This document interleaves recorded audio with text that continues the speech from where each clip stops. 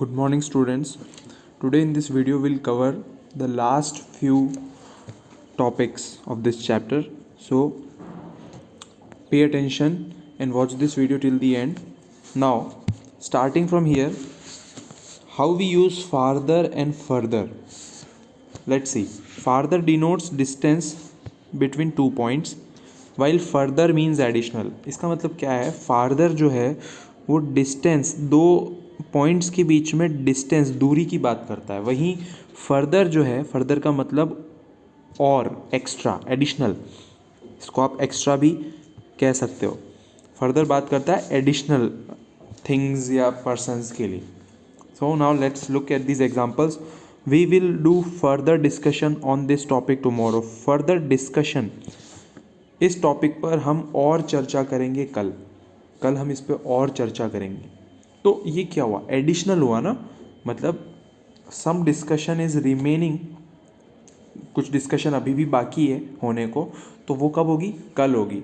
तो फर्दर मतलब और, एडिशनल या फिर extra discussion on this topic tomorrow. उसी तरह से the seat was on the farther corner of the hall.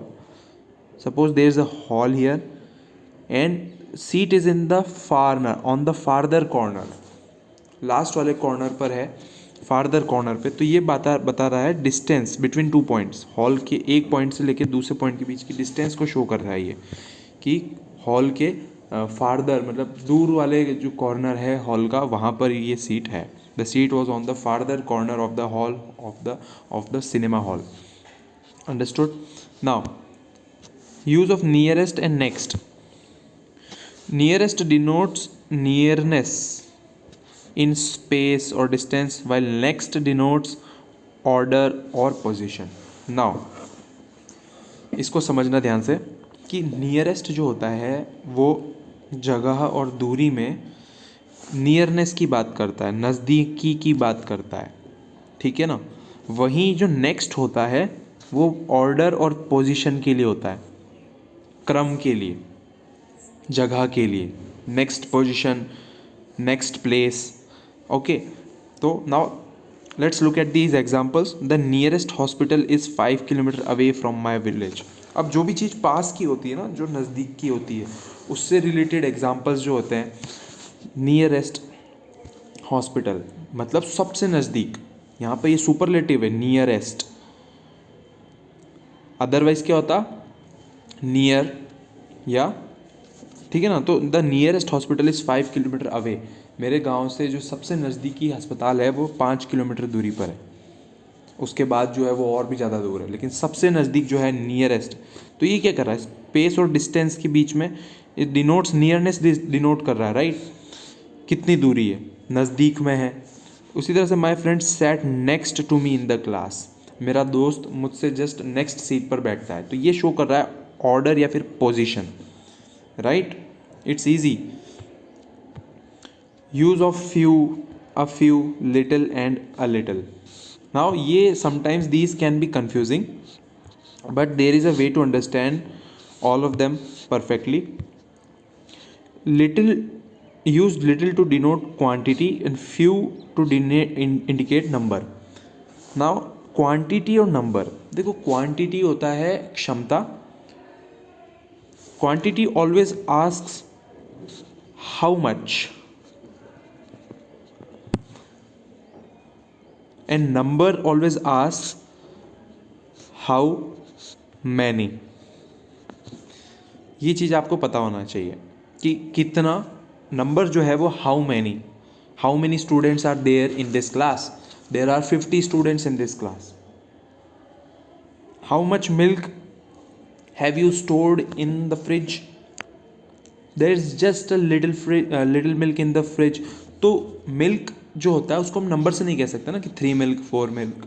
तो उसके लिए हम क्वांटिटी से रिलेटेड वर्ड्स यूज़ करते हैं. Now let's look at these examples. Little का मतलब होता है ऑलमोस्ट नन, मतलब बिल्कुल कुछ भी नहीं.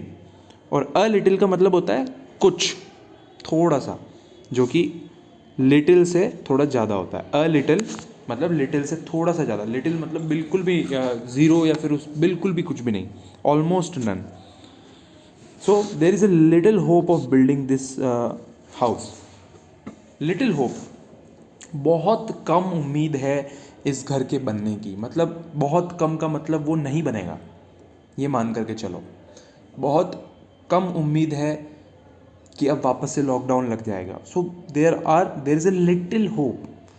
सो there is, by the way, the statement I just gave, उसमें कोई होप की ज़रूरत नहीं है. That was a wrong one. But there is little hope of building this house. मतलब बहुत कम उम्मीद है हाउस के बनने की, राइट. इसी तरह से सेकंड में है अ little knowledge is a dangerous thing. A little मतलब कुछ, थोड़ा सा ज्ञान जो है वो एक डेंजरस चीज़ है. मतलब ज्ञान जो है वो ज़्यादा होना चाहिए. थोड़े से ज्ञान जो है उससे किसी भी इंसान का भला नहीं होता और नुकसान हो सकता है. सो यहाँ पर बताया हुआ है कि a little knowledge is a dangerous thing. तो मतलब अ लिटिल जो है यहाँ पर is greater than little. Little means almost negligible and a little means some. तो ये दो चीज़ें आपको ध्यान रखनी है यहाँ पर. नाउ फ्यू जो है, फ्यू को भी हम ऐसे ही कहेंगे. फ्यू भी बिल्कुल लिटिल की ही तरह, ऑलमोस्ट नन, और अ फ्यू मतलब सम. तो आप ये दोनों समझ सकते हो कि जैसे फ्यू जो है just like little, and a few जो है जस्ट लाइक, सॉरी, लिटिल मतलब कुछ. अ फ्यू मतलब कुछ है, राइट. नाउ एग्जाम्पल से बेटर हो जाएगा, समझ में आ जाएगा आपको. A few people can keep secrets, the bus was only a few minutes late. अब यहाँ पर दोनों जो ये एग्जाम्पल्स हैं इनको ध्यान से देखो. Few people can keep secrets, few people can keep secrets को हम हिंदी में कहेंगे बहुत कम लोग ही ऐसे होते हैं जो सीक्रेट्स रख सकते हैं. अधिकतर लोग अपने सीक्रेट्स अपने पास रखते नहीं, वो दूसरे से शेयर कर देते हैं. लेकिन बहुत कम, कुछ ही लोग ऐसे होंगे, शायद ही होंगे कोई ऐसे जो अपने पास में सीक्रेट्स दबा करके अपने मन में रखते हैं. ठीक है ना. मतलब almost negligible, the bus was only a few minutes late.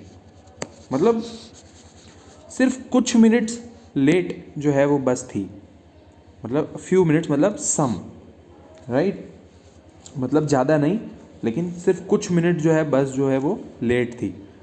Now उसी तरह से use of some and any.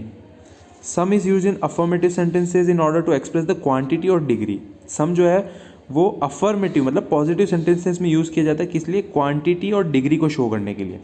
वहीं for example I have already purchase some vegetables, मतलब क्वांटिटी बता रहा है वेजिटेबल्स की कि कुछ वेजिटेबल्स मैंने खरीद लिए हैं पहले ही. The librarian gave some good books, कुछ अच्छी किताबें लाइब्रेरियन ने मुझे दी है. तो ये यहाँ पर बात कर रहा है क्वांटिटी की, सम. ओके. और एनी जो यूज़ होता है वो नेगेटिव सेंटेंसेज में यूज़ होता है, और with words with almost negative, मतलब वर्ड्स ऐसे जिसका ऑलमोस्ट नेगेटिव मीनिंग होता है. जैसे ही hardly has any time for us. Hardly को हिंदी में कहेंगे मुश्किल से, मुश्किल से उसके पास कुछ वक्त है हमारे लिए, मतलब है ही नहीं, तो ये नेगेटिव हो गया. If you need any help, अगर किसी भी मदद की तुम्हें ज़रूरत हो, कोई भी मदद की तुम्हें ज़रूरत हो, कॉल मी, मतलब ऑलमोस्ट नेगेटिव कि मदद की ज़रूरत नहीं है, और अगर हो भी सही तो कॉल मी, मतलब ये नेगेटिव शो कर रहा है यहाँ पर. Okay students, I hope you understood. Thank you so much for listening, and I will send you the exercise next day. Thank you so much.